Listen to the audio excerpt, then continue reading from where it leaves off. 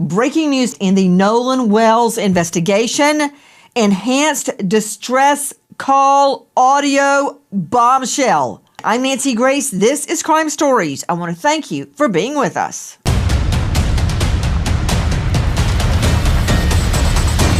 He was face down on the beach right at the water's edge. If he was sent face down, that also doesn't make sense to me. If he's face down, wouldn't blood pool just by nature of gravity this way? So right now we've got a lot of questions, but as the second doctor says, this is all still pending investigation. If this were your child, wouldn't you want to know what happened? Straight out to investigative reporter Crime Stories, Dave Mack. Did you just hear what I heard? Now, this has been transcribed, and this is the CTO dispatch call. Because, Dave, when I first heard this, I thought, has this been doctored? Is this real? Where's this coming from, Dave?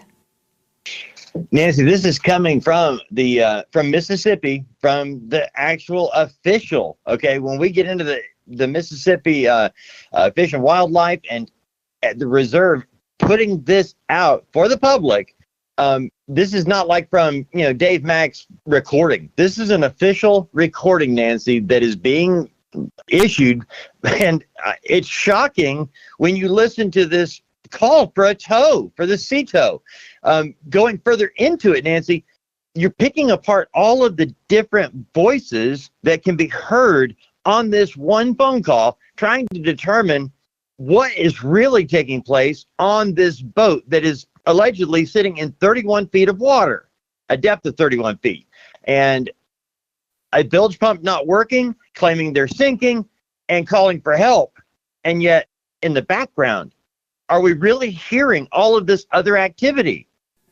Guys, this was released from the MDMR, the Mississippi Department of Marine Resources. Alexis Tereszcuk joining us out of LA, just joining us now, Crime Stories investigative reporter as well. Alexis, the transcription, I want you to listen to it, Alexis, as we play it again. This is obtained from the Mississippi Department of Marine Resources. It's not something we just found on TikTok.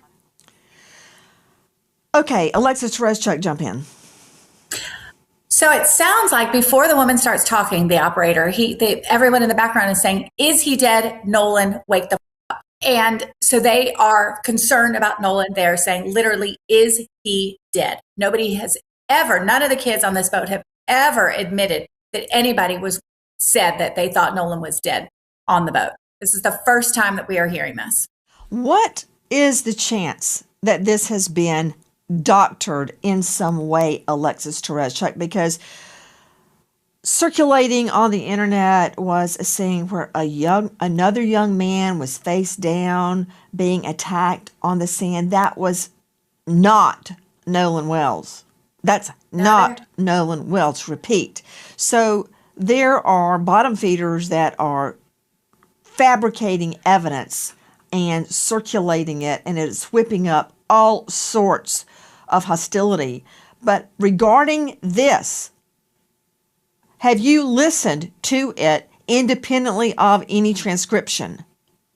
I have listened to it. I've listened to it over and over, and I've listened to the audio where it's only the sound of the boy calling in and not the operator's voice.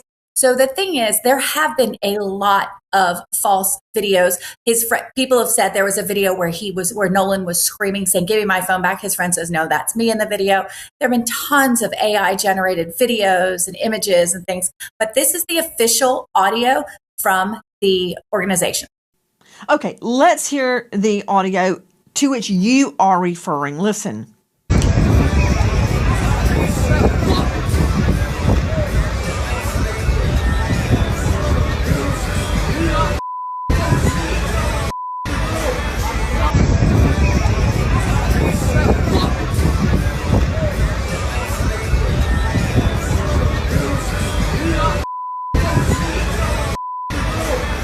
Now, it's my understanding, Dave Mack, that That sound we just played is real sound. That is not doctored sound, but someone else claims that's them saying, "Give me my phone back." That is not Nolan Wells. Explain. Well, Nancy, what we have is some friends that were also out on the boat trip out to Horn Island that were with Nolan Wells and were friends with Nolan Wells. Claim that that was him, that he was the one that was saying, "Give me my phone back," that it wasn't Nolan Wells. So we've got an identification from the person who says, "I was the one saying that. It wasn't Nolan Wells." And when you listen to the audio, Nancy, it does seem like it is not Nolan Wells saying, "Give me my phone back." It sounds like the guy claiming it. Guys, a lot of confusion surrounding the audio that has been released by the Mississippi Department of Marine Resources. This, as we are also learning about an offer made by the United Cajun Navy to Ben Crump, who is representing Nolan's family, to Todd Terrell joining us, the president of the Cajun Navy. Todd, thank you for being with us tonight. Todd, explain to me the offer that you guys made to Crump.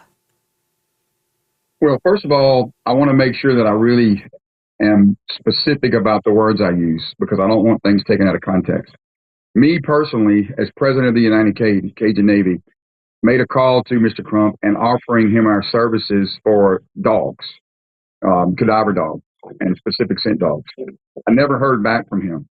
Our incident commander, Josh Gill, did speak to Liza Parks, I think he's one of his lead attorneys or whatever, and offered the services as well. The rumors about us talking to Mr. Crump, personally, I want to set the record straight. Nobody, myself, nor anyone from United Cajun Navy spoke personally to Mr. Crump. We did reach out and make an offer, but we did not hear back from him. Okay. Much has been made of the offer to, was it cadaver dogs, scent dogs, or both, Todd? It was both. It was cadaver dogs and specific scent dogs. And, some of this needs to be clarified. Okay. And we did make an offer, but we did not hear from him himself. Gotcha. There's a lot of people on the team. So who is it that you said you guys contacted or spoke with? Liza Park. And we have a phone record. Our guy, Josh Gill, my incident commander, on the 13th, left her a message. And on the 14th, they reached out to her. And I think got back, I think it was 9:51 on the 14th. There was a 23-minute call with Josh Gill, our incident commander, and Liza Park, who I believe is Mr. Crump's lead attorney. And so they knew well what we did, the credentials of the dogs, and what our specific offer was. So they knew it ahead of time. To Marie Pereira joining us, veteran criminal defense attorney. She is also a domestic violence expert and a registered nurse to boot. Marie, thank you for being with us tonight. Here's the deal. A lot has been made that Nolan Wells' family turned down an offer to have the boat searched with cadaver dogs, which, if they had hit on the boat, would suggest a dead body had been on the boat. Here is the fly in the ointment. It's not their boat. They can't give authority or permission or privilege for anybody to get on that boat and search the boat.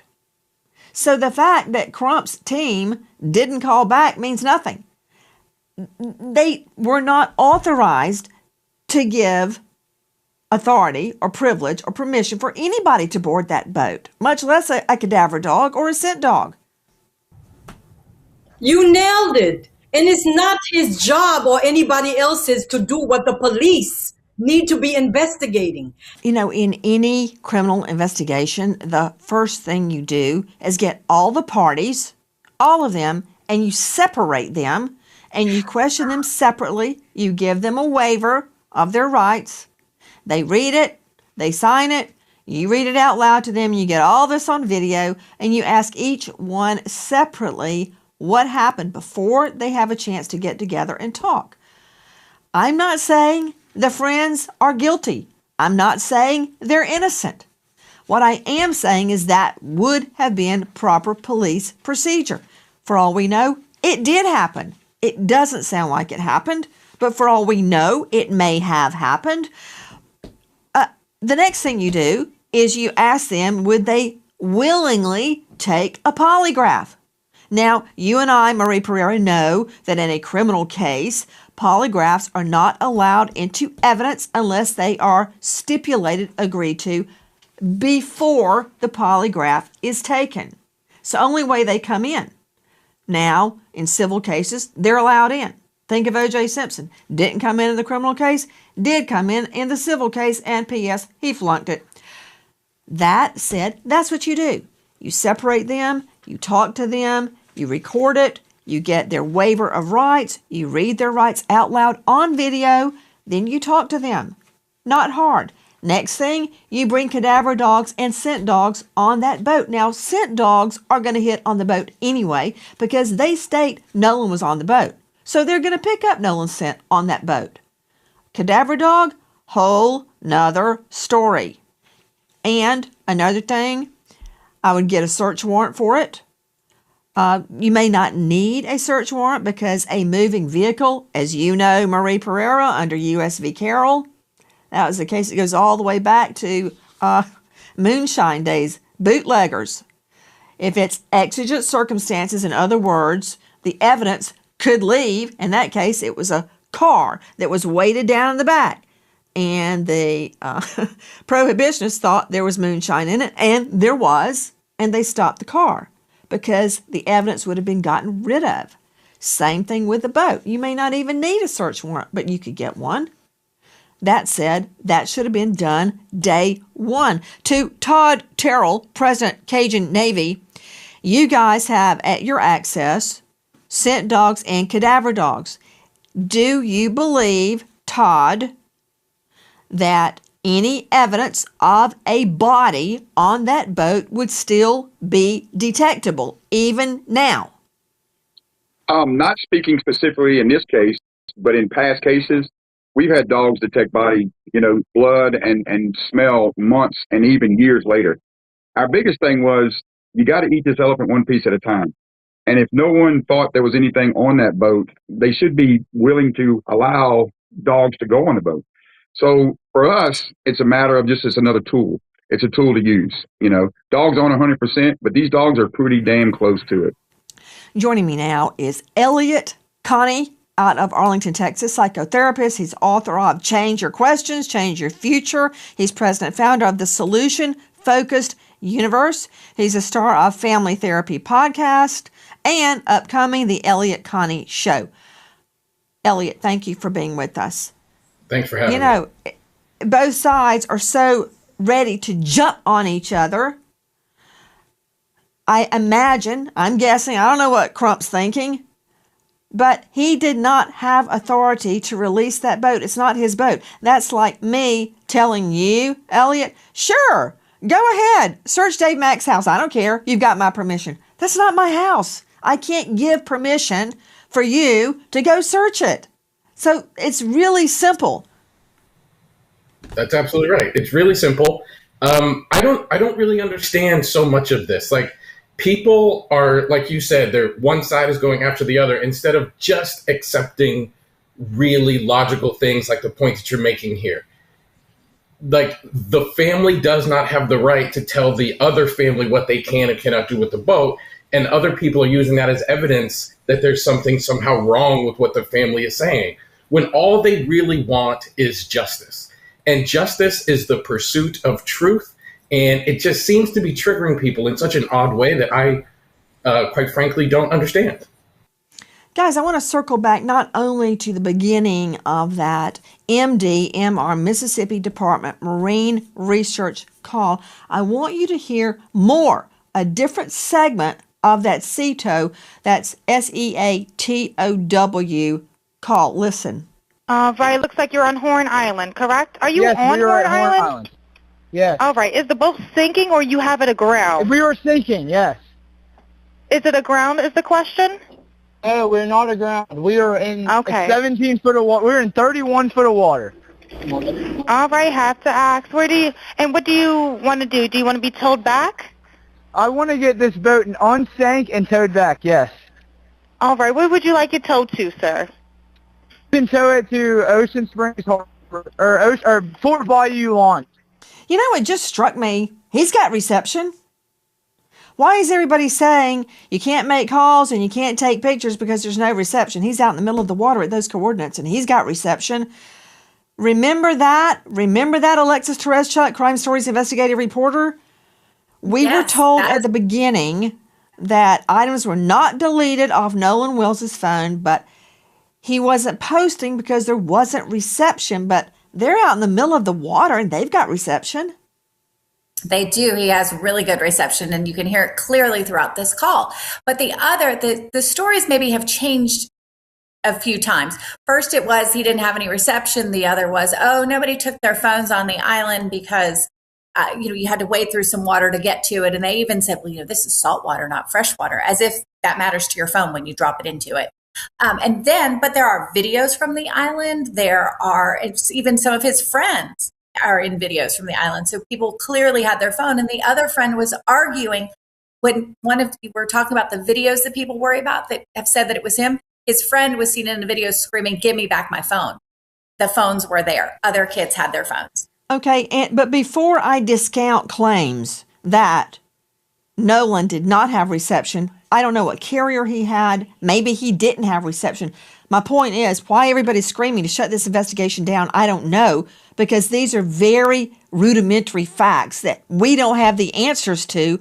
He is talking about the boat taking on water.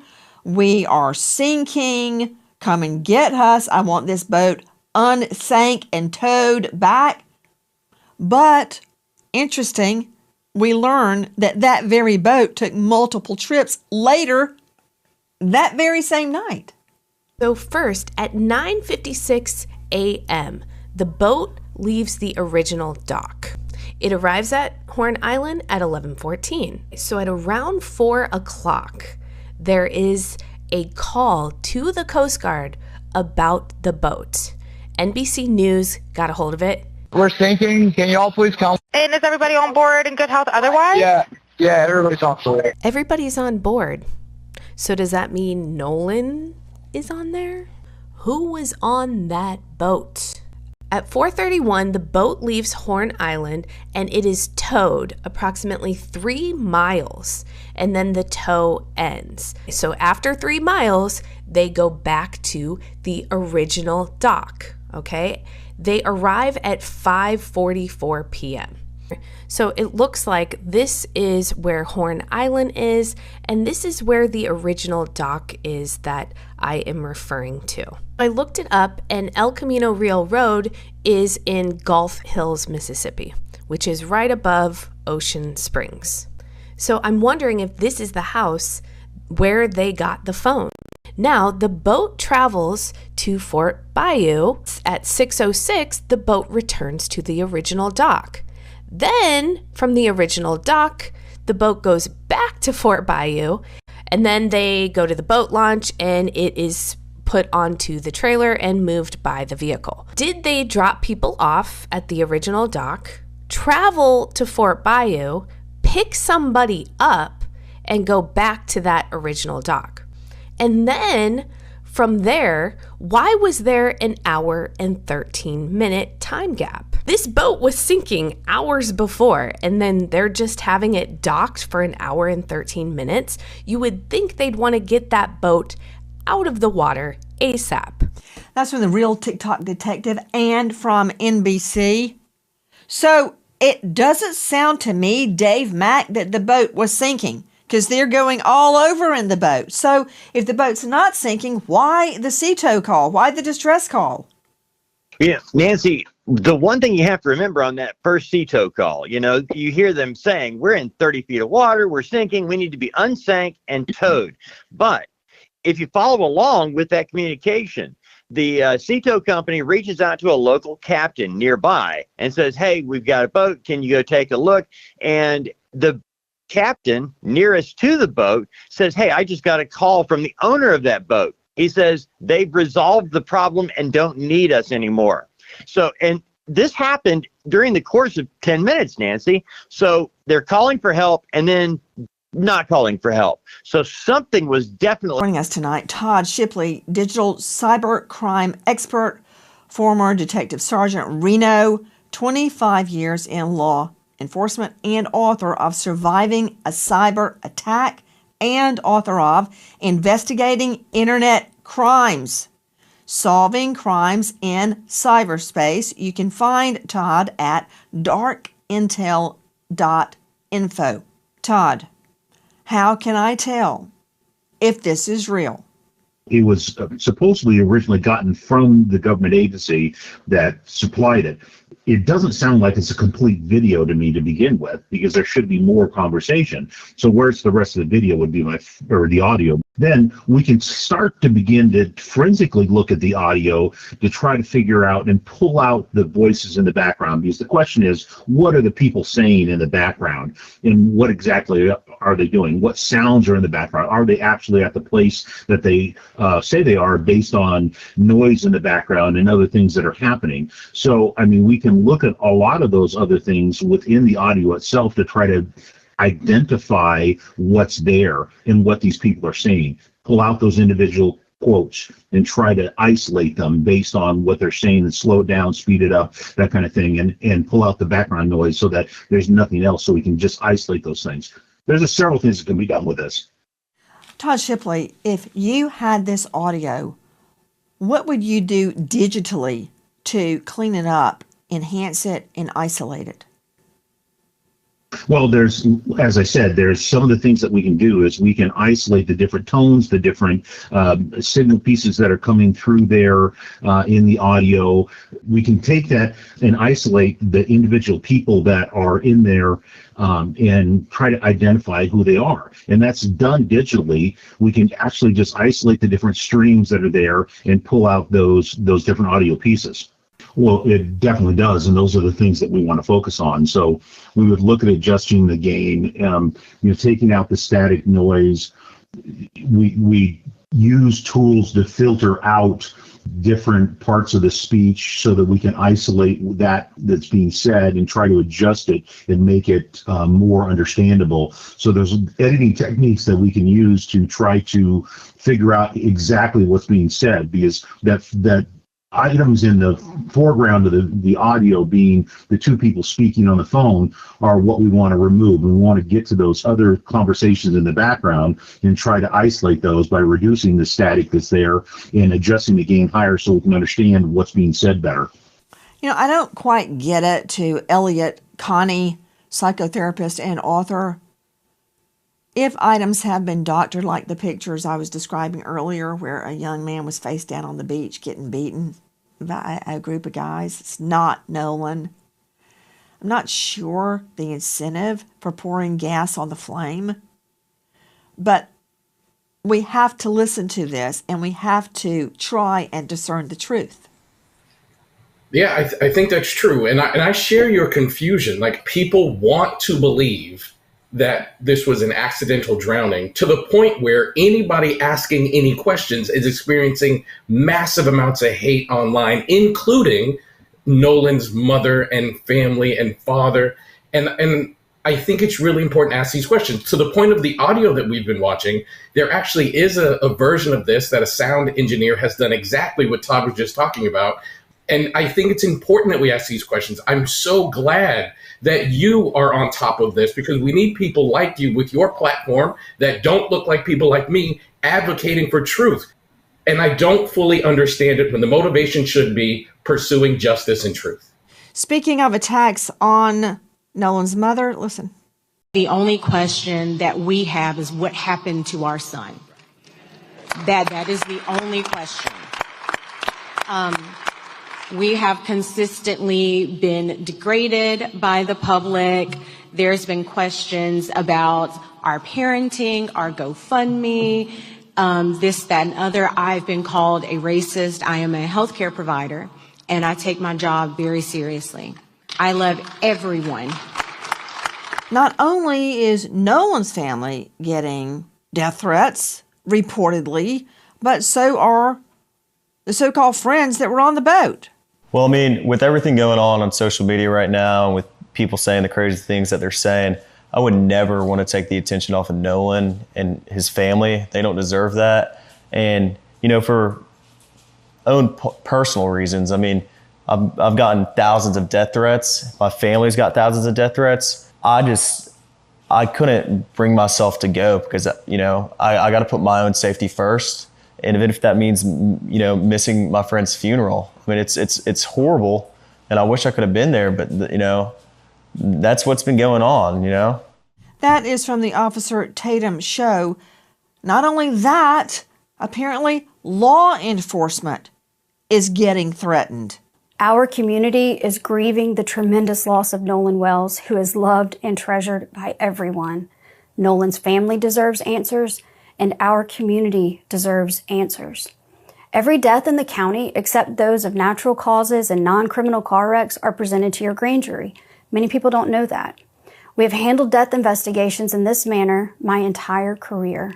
Nolan's case is being handled the same way, with the same care and the same commitment to the truth that we handle all death investigations. I understand the public's urgency to know what happened to Nolan, but we are not taking time for time's sake. We are taking the time required to complete the work this investigation demands. Since Nolan was reported missing, local, state, and federal law enforcement agencies have worked around the clock investigating what happened to him. Every piece of evidence must be examined. Every credible lead must be followed to its conclusion. Every witness interview must be analyzed in context of all other evidence.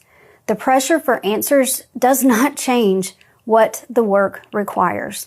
Our responsibility to Nolan and our community is to complete this investigation thoroughly, carefully, without compromise, supported by the evidence and worthy of the confidence of the people we serve. That is the elected district attorney in that jurisdiction. Apparently, everyone is getting threatened and attacked. That's not a very good climate in which to do your job, is it? Dr. Thomas Coyne, the chief medical examiner out of Tallahassee, District 8, toxicologist, pathologist, and neuropathologist, because everybody's taking heat. They're probably afraid to even walk to their car.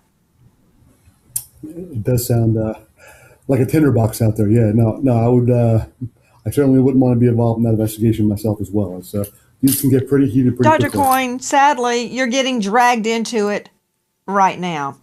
Dr. Coyne, I need to talk to you about the body. And I'm going to circle back, everybody, to the mystery Katie girl on Horn Island. Her sister spoke out on her behalf. Okay, and there's a problem with that, too. There is a discrepancy with that. But before I get to that, Dr. Thomas Coyne, thank you for being with us tonight. And yes, repeat, we're dragging you into it. Dr. Coyne, I understand why Nolan Wells's lungs were removed from his body and that the second examiner did not have them. He cannot complete his independent autopsy because he can't look at the lungs. I'm sure the doctor is looking at the lungs in Mississippi because they think he drowned. But why the throat? Why has the initial medical examiner kept the throat? Well, I'll say anytime that you investigate a drowning, it's considered to be a diagnosis of exclusion, right? So you have to figure out why a person went into the water in the first place and why they couldn't get out. And let's assume, in this case, there was trauma that happened to a person or something that prevented him from getting out of the water. Well, if there was, let's say, a battery or a fight that occurred perhaps with injury to him and to his person, if a person, let's say, was maybe strangled or there was injury to the neck, if a person's been in the body of water for several days, especially floating face down, there's probably going to be some considerable decomposition. And one of the ways that we determine if there's trauma to the neck or if there's been, like, say, strangulation, is if there are hemorrhage in the neck muscles surrounding the airway, and if there's fractures to the cartilage and bones that are within the neck. But if there's some considerable decomposition, the blood that's within the major neck vessels can begin to leak out into the surrounding muscles and make it very difficult for you to differentiate actual hemorrhage from artifact of decomposition. So what they may be doing is preserving the neck itself to digest away all of those tissues, to really examine the bones, the highway bone, and the tracheal cartilage to get a better idea of whether or not there's any trauma or fracturing to those structures. That's the only thing I can think of that why you would want to keep those particular structures. Understand that there's no significant or no specific finding at autopsy that allows you to diagnose drowning, even the lungs. So the lungs may have evidence of, fresh water or salt water, by looking under the microscope, but you can't tell whether that was active or passive movement of water into the lungs, if this was a body that was thrown into the water after death or a person who actively drowned. And so I don't know why they're saving the lungs, but the neck structures, I can make the argument that they're trying to get a better look at the neck cartilage as well as the bone, the highway bone in the neck.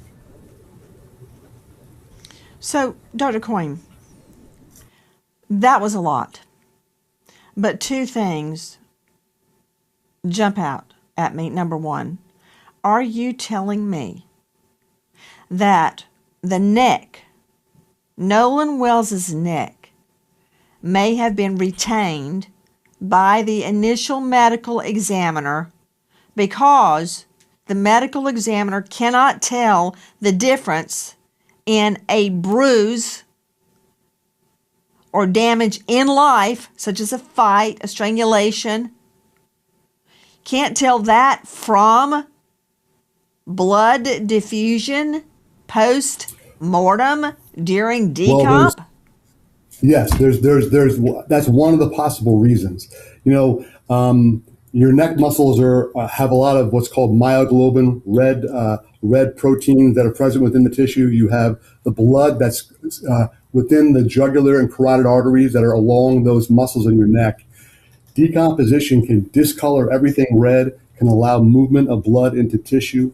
And so if there is some confusion about whether or not hemorrhage in tissue is due to decomposition or due to actual injury, they may do a deeper look at those structures. And so that can include microscopic sections, taking actual tissue sections from that area, looking at it under a microscope, and perhaps also removing all tissues from those structures to just look at the cartilage. That's a lot of words, Coyne. I like you, Dr. Coyne. I respect you, but just as a yes, no, if I can even form the question accurately, are you telling me the medical examiner, the initial medical examiner, may have kept Nolan's throat because he can't tell the difference in an attack on the neck versus decomp, blood dispersion during decomp? If there was significant decomposition, that may be one of the reasons. I've never. All right, so I'm taking that, yes, that could be it. So yes, absolutely. I can't think of any other reason. In drowning, sometimes you have less than 10% of drownings. There's the hypothetical dry drowning where a person can have a spasm of the neck muscles once you swallow water. But there's no physical finding that you could look at autopsy that would prove that. So I can't imagine they would save the neck for that reason. The only reason I can think of is that they're looking at the underlying structures a little more clearly. So, I don't think I need my medical degree, and I don't think I have to be the chief medical examiner in District 8 there in the state of Florida to figure out the first medical examiner kept his throat for a reason. What is the reason? Why the throat? Why not the foot? Why not the hand? Why the throat? There's something about the throat that the medical examiner is concerned about. You just heard Coyne explain it very clinically and in depth.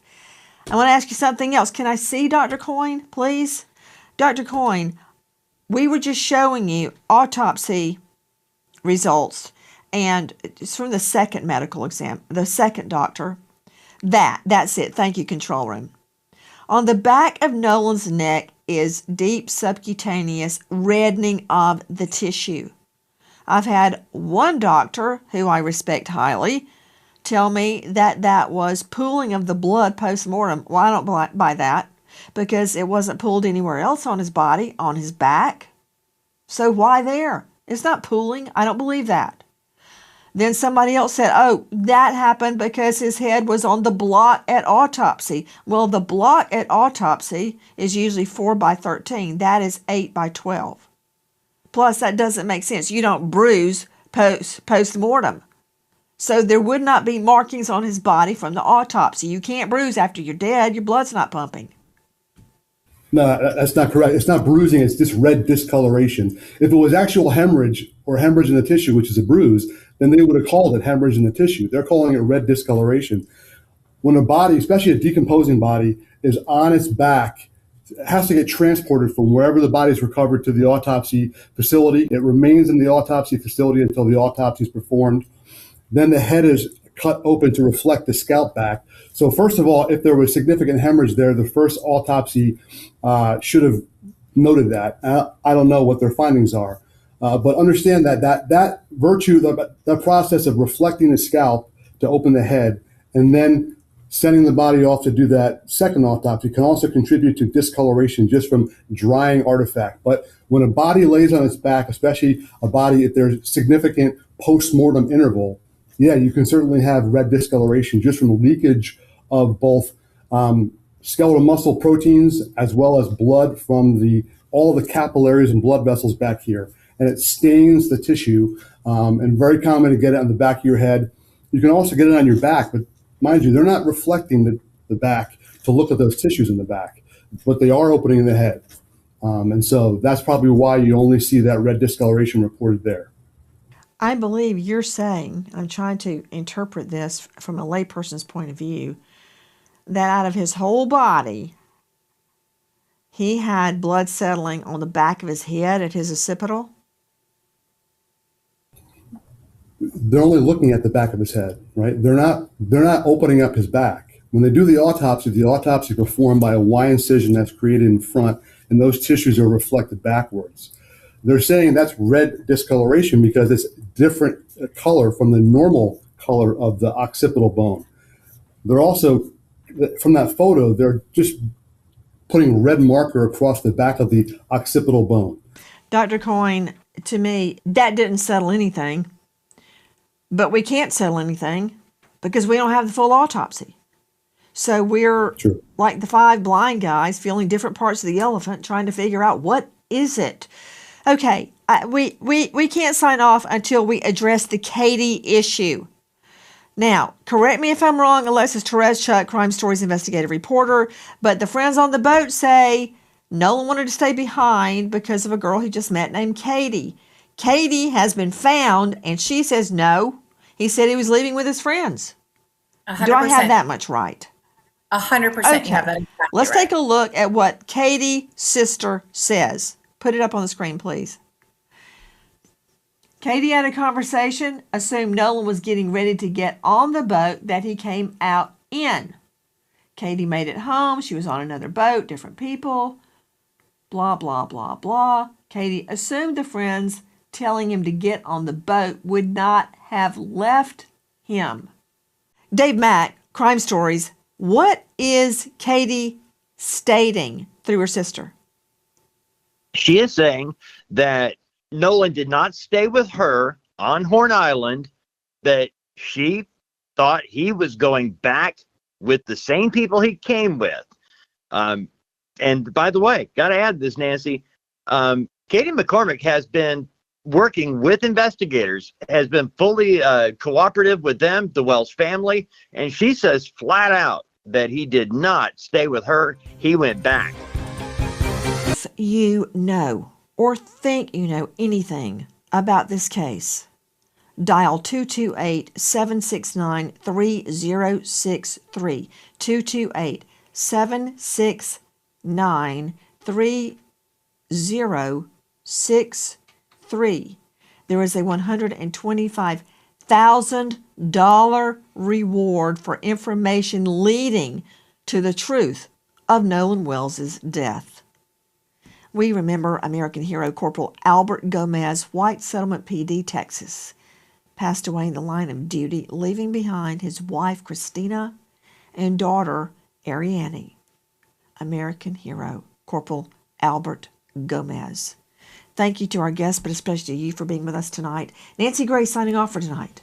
But I'll see you tomorrow night. And until then, good night, friend.